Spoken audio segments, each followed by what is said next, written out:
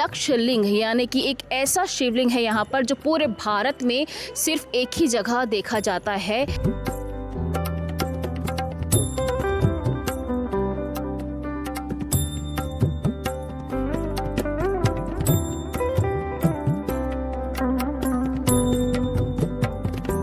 तो लक्षलिंग समेत सुशोभित विपदिहर्षि लक्ष्मणेश्वरम कि जो नेचुरल है उसको नेचुरल ही रहने दिया जाए, क्योंकि जी हाँ, नेचुरलिटी में जो आनंद आता है वो अभी के चकाचौंध में नहीं है। अभी हम केवल दिखाने के लिए जो करते हैं वो केवल दिखावा ही रह जाता है। नमस्कार, मैं हूं माधवी और आप देख रहे हैं सीजी भास्कर। इस वक्त मैं मौजूद हूं छत्तीसगढ़ के काशी में। जी हाँ, जहां पर कहते हैं ना कि आस्था, इतिहास और रहस्य एक साथ देखने को मिलता है। इस समय मैं मौजूद हूं छत्तीसगढ़ के जांजगीर चांपा जिले के खरौद गांव में, जहां पर लक्षलिंग यानी कि एक ऐसा शिवलिंग है यहाँ पर जो पूरे भारत में सिर्फ एक ही जगह देखा जाता है।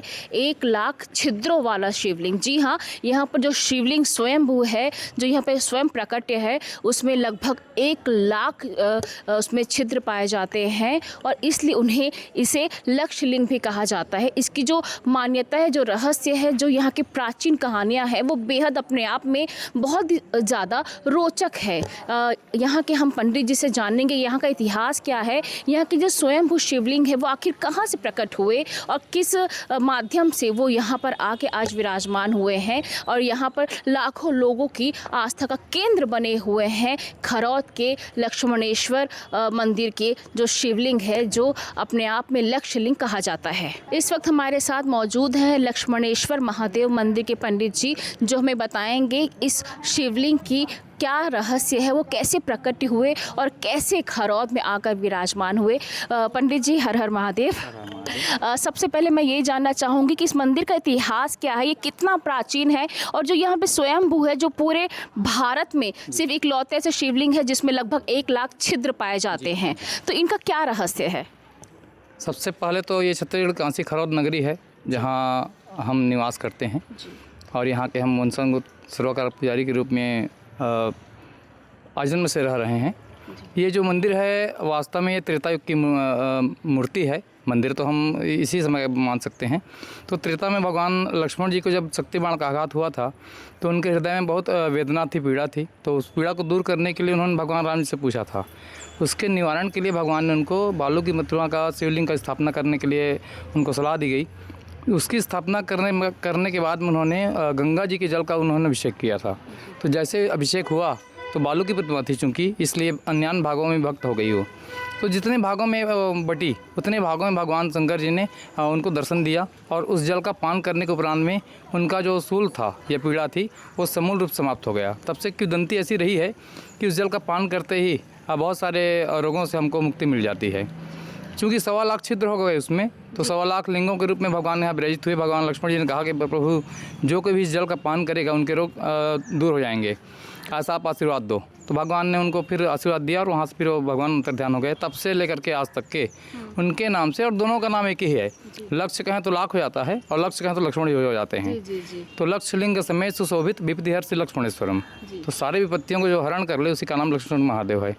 अच्छा, कितने साल पुराना है ये मंदिर, यहाँ पे कितना प्राचीन है? ये 6वीं शताब्दी की मंदिर है और इसका जो पुनर्निर्माण हुआ है वो 8वीं शताब्दी में है। अच्छा। तो हम इसको 8वीं शताब्दी का मान लेते हैं, इसलिए 1182 का उल्लेख है। रत्नदेव और उसके पुत्र जो ईशान देव थे उन्होंने मंदिर का ये निर्माण कराया है और तब से लेकर के आज तक के ये मंदिर शाश्वत रूप से है। इसमें कोई भी फेरबदल नहीं हुआ अभी तक। जैसे कि हम सालों से देख पा रहे हैं, लगभग 5-6 साल से तो मैं इस मंदिर को देख पा रही हूँ। आजकल लोग जीर्णोद्धार के माध्यम से मंदिर में कुछ नया करने का कोशिश करते हैं, जो एक अपने आप में आर्टिफिशियल दिखता है, लेकिन ये मंदिर आज भी प्राचीन जो संस्कृति से जुड़ी हुई है और जैसा बनाया गया था, जैसे पत्थरों से ये बना हुआ है। इसका शिलालेख में कहते हैं ना कि वो चीनी मिट्टी से आप लोगों ने बनवाया हुआ है, जैसे बना हुआ है, उसमें कोई फेरबदल नहीं हुआ। आज भी ये मंदिर वैसा ही है कि आप लोगों ने कभी नहीं सोचा कि कुछ नयापन करते हैं इस मंदिर में? सोचने का बहुत प्रयास किया है और पुरातत्व विभाग को हमने बहुत सारे लिखे भी कि अभी का समय जो चल रहा है ये समय क्या है, चकाचौंध का समय है। जी। लोगों को हर मंदिर में एक आर्टिफिशियल चीज़ देखने को मिलनी चाहिए, मानसिकता लेकर के आते हैं। लेकिन जहाँ तक सरकार का अपना अलग विचारधारा है और वास्तविक में वही ठीक है कि जो नेचुरल है उसको नेचुरल ही रहने दिया जाए, जो क्योंकि संस्कृति से जी जुड़ा हुआ जी हाँ, नेचुरलिटी में जो आनंद आता है वो अभी के चकाचौंध में नहीं है। अभी हम केवल दिखाने के लिए जो करते हैं वो केवल दिखावा ही रह जाता है, उसमें जो उसकी प्रकृति है, रूपरेखा है, वो पूर्ण रूप से बदल जाती है। तो उसमें बदलाव ना हो और जैसे वो मंदिर हैं वास्तव में वैसा ही हमको दिखे और वैसा ही वो लोग उसको एक्सेप्ट करें, ये भावना सरकार की रही है और हम भी उसमें शामिल हैं। हम भी उसमें बदलाव करना नहीं चाहते, लेकिन इसमें जो कुछ और टूट रहा है या फूट रहा है उसके जीर्णोद्धार के लिए हम लगातार सरकार से हम निवेदन करते हैं या फिर अपने विभाग से, पुरातत्व विभाग से निवेदन करते हैं कि आकर के बीच बीच में वो उसका देख रेख करें, ताकि जी हाँ, ताकि जो टूट रहा है उसको धरोहर के रूप में है हम शाश्वत रूप से बचा करके रख सकें। जैसे मूर्ति को हम धरोहर के रूप में बचाने का प्रयास करते हैं, इसलिए गर्भगृह में हम प्रवेश करने की अनुमति प्राय बंद कर दी है लगभग में।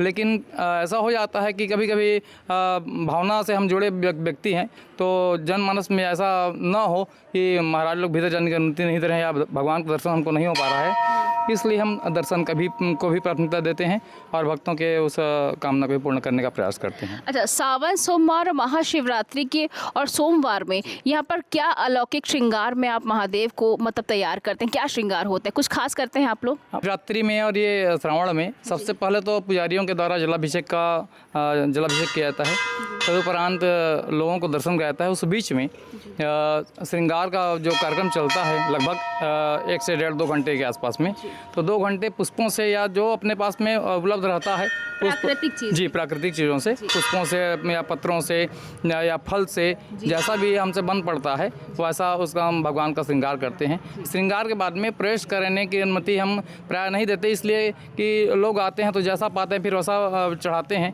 उसमें श्रृंगार जो है वो ख़त्म हो जाता है। इसलिए हम उसका ये प्रयास करते हैं कि श्रृंगारित रहे और आप दूर से दर्शन करते रहो भगवान का, क्योंकि प्रायः अब तो सारे मंदिरों में दूर से दर्शन का एक प्रावधान हो चुका है कि भगवान का स्पर्श नहीं करना चाहिए। वास्तव में ग्रंथ भी यही कहता है कि भगवान का स्पर्श पुजारी को छोड़ करके बाकी श्रद्धालुओं को नहीं करना चाहिए, उसमें दोष लगता है। क्योंकि हम जहाँ से भी आते हैं पता नहीं हम किससे टकराए हैं और कहाँ से हम आ रहे हैं, तो हम या तो अशुद्ध रहते हैं लगभग शारीरिक रूप से, मानसिक रूप से हर आदमी पवित्र रहता है, लेकिन शारीरिक अशुद्धि भी अशुद्धि है। इसलिए हम यही चाहते हैं कि दर्शन भी बाहर से होता रहे बढ़िया आपको और भगवान दिखते रहें, यही पर्याप्त है। इसमें जो 1.25 लाख लिंग हैं ये अपने आप में तो अनूठा है ही। यदि पूरे विश्व में हम भ्रमण करें 1.25 लाख लिंगों का दर्शन करने के लिए, तो ये जीवन जो है हमको भगवान ने केवल 100 वर्ष दिया है। उस 100 वर्ष में हम 1.25 लाख लिंगों का दर्शन नहीं कर सकते, ऐसी हमारी दशा नहीं बनती है, क्योंकि आधे जीवन तो हमारे सोने खाने पीने में बीत जाता है, आधा जितना बचता है उतने में 1.25 लाख दर्शन करना संभव नहीं है। लेकिन ये ऐसी मूर्ति है, यदि एक बार इसका हम दर्शन कर लें तो 1.25 लाख लिंगों का दर्शन का पुण्य हमको एक साथ मिलता है। अच्छा जी, क्योंकि 1.25 लाख लिंगों से आविष्टित हैं, एक पिंडी है लेकिन 1.25 लाख लिंग हैं इसमें। तो भगवान ने 1.25 लाख लिंग इसलिए लक्ष्मण सर हैं कि जो लाखों लिंगों में आविष्टित हो, ऐसे लिंगों का नाम ही हम लक्ष्मण सर नाम से जानते हैं। दूसरी चीज़, प्रत्येक लिंगों के लिए यहाँ पर एक एक दाने चावल के यहाँ पर चढ़ाए जाते हैं, जो पोटली में बांध करके या तो भक्त लोग अपने घर से गिन के लाते हैं, जो गिन करके नहीं ला पाते यहाँ आकर के उन लोग खरीद लेते हैं समर्पण राशि दे करके, जिसका मूल्य है 251 रुपये।